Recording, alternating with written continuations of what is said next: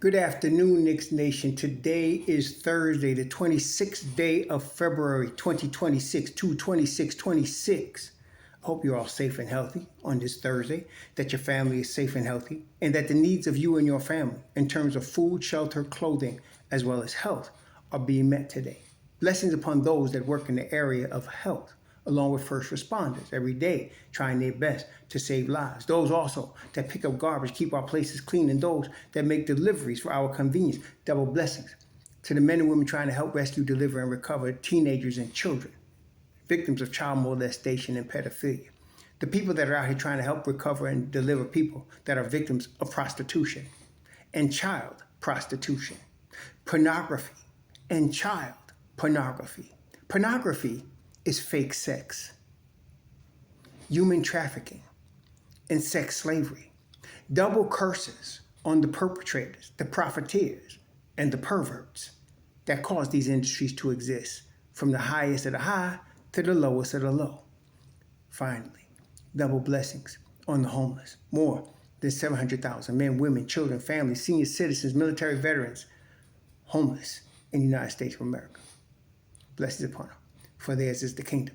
There's a game tomorrow, but we'll talk about that tomorrow. Yesterday, I was getting a bunch of BS, and this is what I'm gonna give y'all some rant today. Look, I could always tell when you're listening to these big beak, nothing about basketball talking heads on X. I could tell when you're listening to them because you be regurgitating what they say. Let's go over a couple of things. I kept hearing the Knicks are inconsistent. I don't know which talking head gave that to y'all, whether it was an SNY one or NBA Central, but y'all need to drop that. First off, what you need to understand is you need to look at the team averages in these areas. Most of y'all was complaining about three-point shooting because you can't remember past the last two games. Look here, three-point shooting. The Knicks average 37% from three as a team. That is good for fifth in the entire NBA. So if you're telling me you got a problem with them being inconsistent at 37%, what does that mean? That means that half the time they're going to be below 37 and half the time they're going to be above 37 because they're averaging 37. Okay? That's good for the fifth best. So if I was to tell you beginning of the season, your New York Knicks are going to be the fifth best shooting three-point team in the NBA, would you be whining about they're inconsistent? Then, assists per game. Now this is interesting. Check this out. The Knicks average 27 assists per game. That is the sixth best team average in the entire NBA. Sixth best.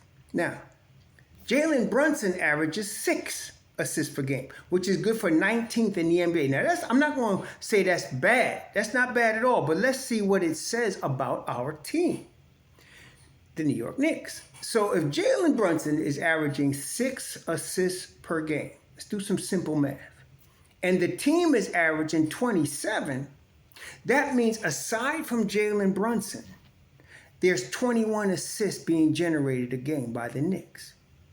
Now, someone might say, well, what's going on? Why we see 21 or 23? Whenever Jalen Brunson, the head of the snake, is not starting the game and continuing the game with ball movement, you will get less than 27 assists. He will get less than 6, and they'll probably lose the game. But when Jalen Brunson is engaged, which apparently most of the time he is, in moving the basketball, not only does he get his 6 assists, but other people get 21 more. Okay, that's good for 6th place in the NBA. Cat is second in the NBA, averaging 12 boards a game. Mitch Robb is second in the NBA, averaging 5 offensive rebounds a game. The Knicks are 5th in the NBA, averaging 13 offensive rebounds, which means if Mitch Robb gets his 5, that you're going to have a bunch of other guys get 8 more. Then the Knicks are 7th in overall rebounding, 46 a game. So Karl-Anthony Towns is getting 12. A whole bunch of other guys chipping in to get another 34. That sounds like a good team to me. It doesn't sound inconsistent. especially when you're 37 and 22.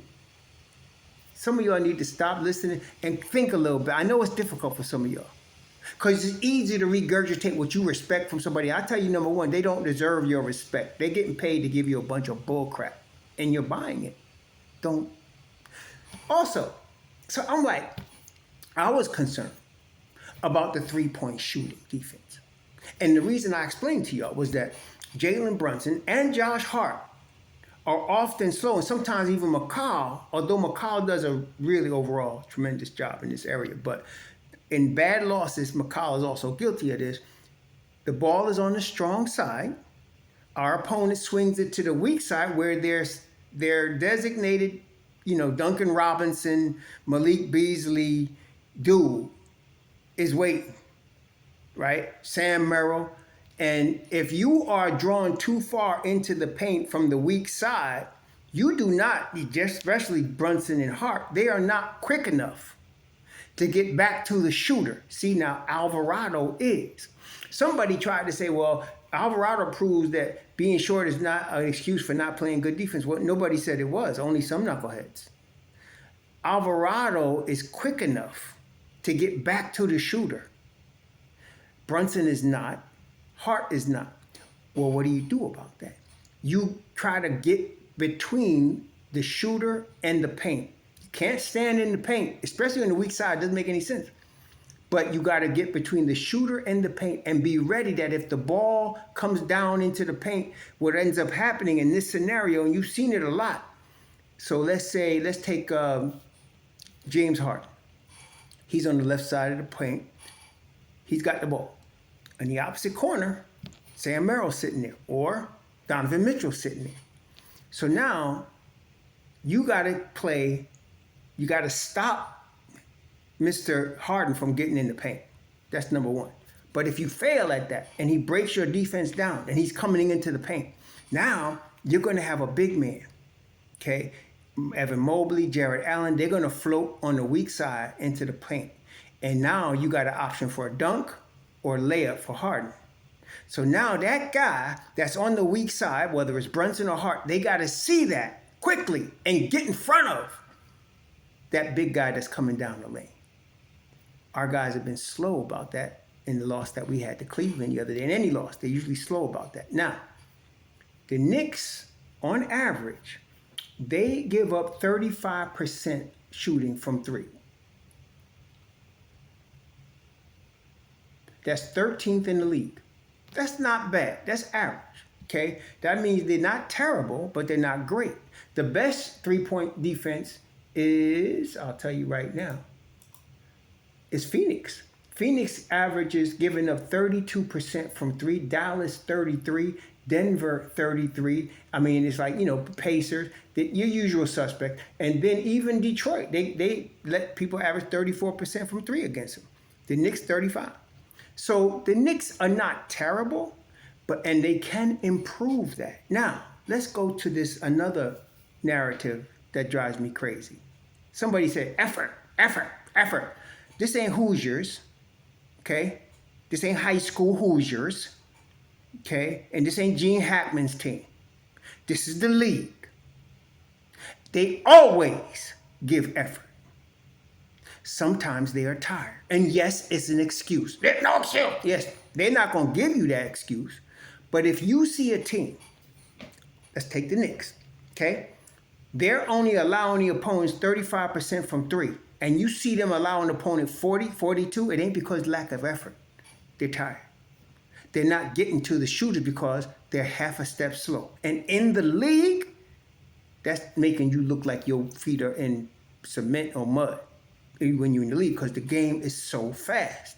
So understand, don't ever, and to me, that's a complete disrespect. A professional team that's trying to win the championship is going to give you effort every night.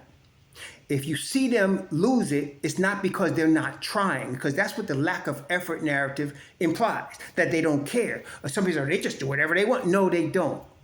Sometimes their lack of concentration is due to fatigue. It happens to every team in the NBA, okay?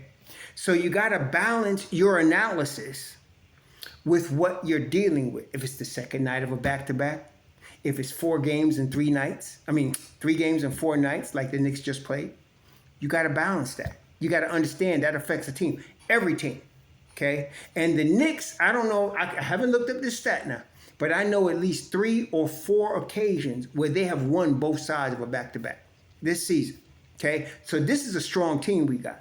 They're not always going to be at their best. Some of y'all don't understand. This ain't high school or college where you're only playing 33 games. This is the league. When you get past 50 games, you're going to find some people that are messed up. Tired.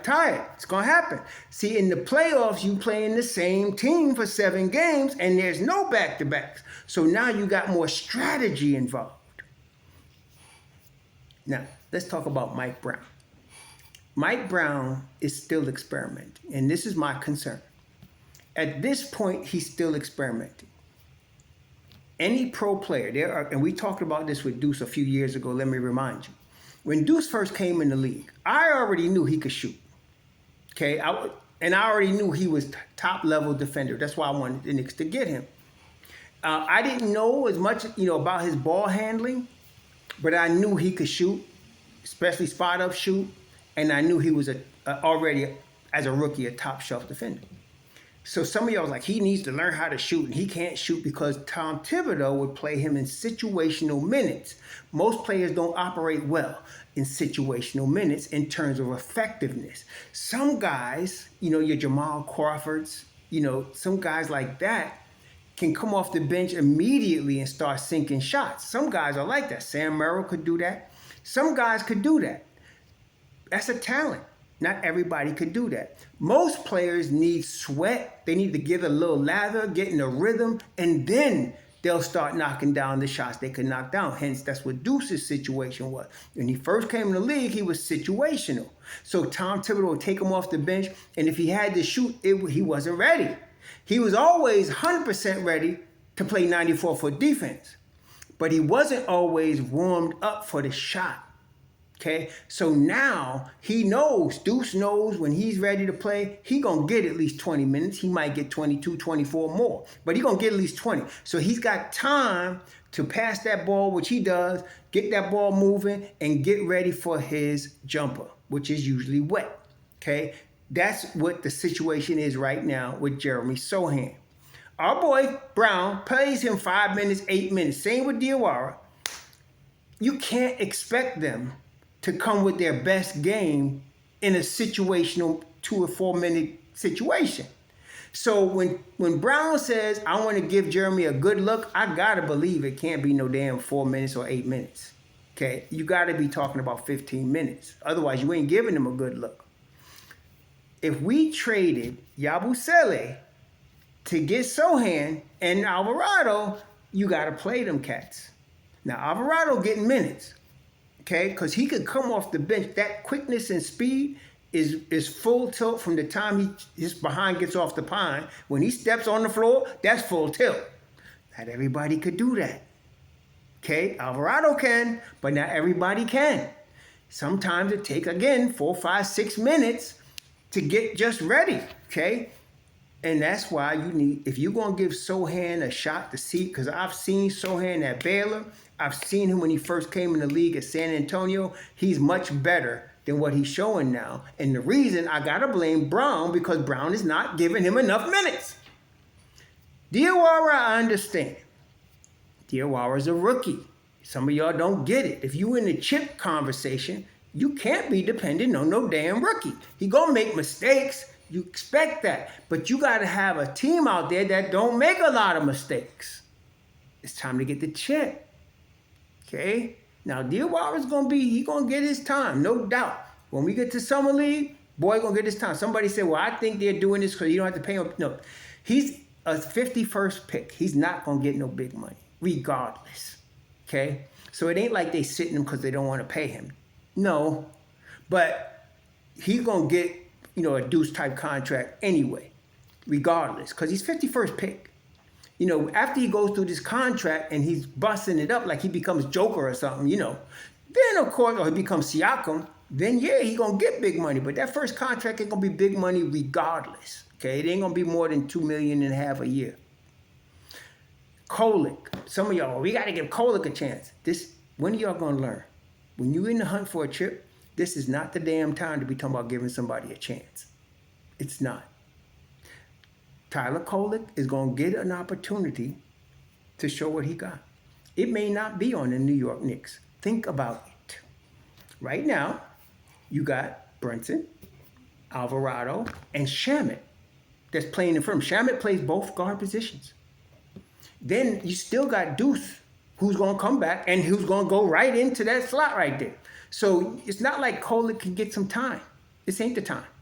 He's going to. Now, he's going to have to. He's too good in my view. But right now, Shamet, Alvarado, Brunson, and Deuce are all better than Tyler Kolek. Eventually, will Kolek become a stud? He could. He's just not going to get the opportunity on the New York Knicks. Okay? Brunson's in his prime, 29. Deuce ain't even in his prime yet, 25, right? You still got Alvarado in his prime. You still got Shamet in his prime. Boy ain't going to get no spot.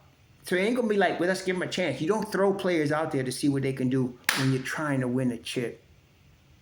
You do that in the preseason, in the summer, in the early part of the season. You do not do it in February going into March, y'all. He may get some time because somebody might get in foul trouble. We are going on a long road trip, but don't get all, hyped about Tyler Kolek right now. He's going to get more DMPCDs than y'all want to see. So this lack of effort, please stop it. That's disrespectful to a professional freaking basketball team. And Mike Brown don't know what he's doing, please stop it. Y'all are coaching in New York is the toughest thing to do in any sport. People like you. Like you could do better. Stop it. So that's what I'm saying. Y'all want to bring that X stuff? Well, go to X and do it. Or go to somebody else's channel, for the fans body, go somewhere else. Don't come here with that. That stuff is vomit. I don't like it. It's totally disrespectful. It's beneath you. Should be. So, yeah, the Knicks are not inconsistent. They're consistently, when you look at, okay, what are we talking about? Assists, three-point shooting, rebounding, offensive rebounding. They are top 7 or better. That's not inconsistent. Okay, that's not inconsistent. Let me also, where are they in terms of scoring? Let's take a look at that. Where are they in terms of scoring? Let's see. Let's talk about, where are they? Let's take a look about our Knicks right there in points per game, okay? Let's see that. Let me find that mess, man. First, it's not there. Hold on a second. Hold on, Brother Louis. Let me find this here. Help you all out a little bit. Right now, the New York Knicks in terms of scoring. So we know them in Cleveland are tied for the 3rd seed right now. Tied for the 3rd seed. Well, actually, the Knicks have a half game. Cleveland lost their last game.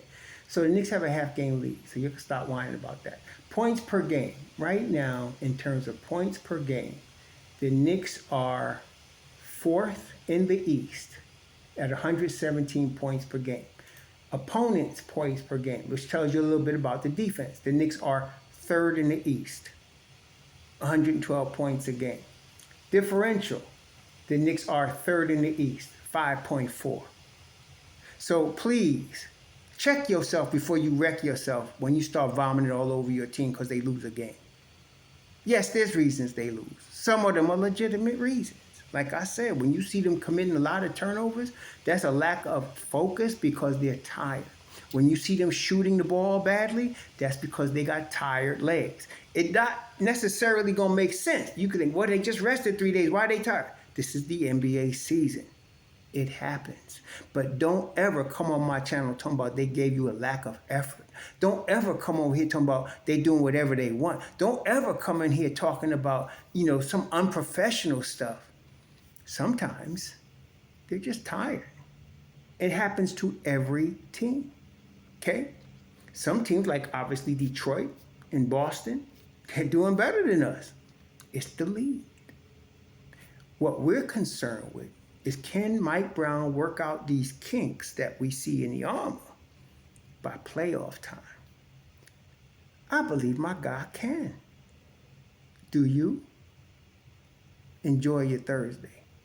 Shalom.